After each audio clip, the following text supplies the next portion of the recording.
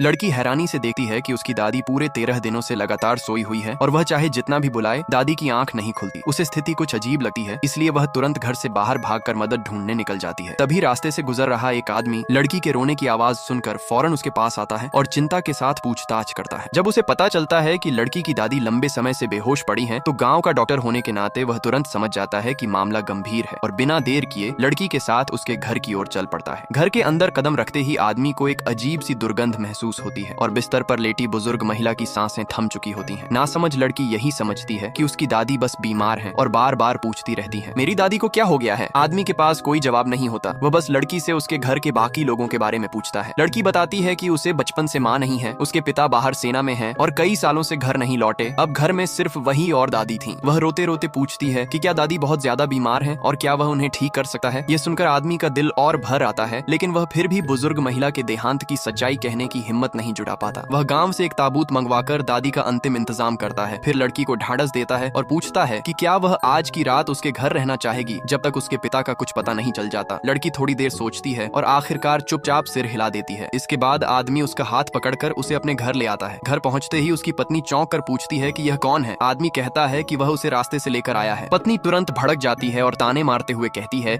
कि अब वह बाहर से लोगों को उठाकर घर लाने लगा है। आदमी उसे शांत करने की कोशिश करता है और पूरी बात समझाता है। बात सुनने के बाद पत्नी झुंझलाकर उसे कोसती है कि घर में खुद खाने के लाले पड़े हैं और वह ऊपर से एक और मुंह ले आया है। तभी लड़की डरते डरते आगे बढ़ती है और कहती है कि वह हर तरह का काम कर सकती है, कपड़े धोना, खाना बनाना, सफाई करना, सब। पत्नी झल्लाकर पूछती है कि क्या उसे काम करने वाले की कमी है। फिर अचानक कहती है कि चूल्हा जलाना आता है या नहीं। लड़की तुरंत कहती है कि उसे आता है। पत्नी उसे रसोई में भेज देती है। आदमी समझ जाता है कि यह उसकी पत्नी की चुपचाप दी गई इजाजत है। रात के खाने पर आदमी हैरान रह जाता है जब देखता है कि पत्नी ने घर की इकलौती अंडे देने वाली मुर्गी पका दी है, जो साफ तौर पर लड़की के लिए किया गया होता है। लड़की खाने की मेज पर बैठने से भी डरती है, सिर्फ रोटी खाती है और चिकन को हाथ नहीं लगाती। यहाँ तक कि कटोरी में आए मुर्गे के टुकड़े को भी खाने से मना कर देती है। पत्नी सख्त आवाज में उसे सब खाने का हुक्म देती है और कहती है कि नहीं खाया तो फेंक देगी। तब लड़की मजबूरी में खाना खाती है। अगली सुबह लड़की को पता चलता है कि आदमी उसके पिता को ढूंढने जाने वाला है, तो वह अपने पिता की दी हुई एक निशानी निकालकर उसे देती है और कहती है कि अगर पिता मिले तो यह उन्हें देकर कहना कि वह उन्हें बहुत याद करती है। आदमी गंभीरता से वादा करता है कि वह जरूर कोशिश करेगा। वह उस निशानी को लेकर स्थानीय सैन्य कार्यालय जाता है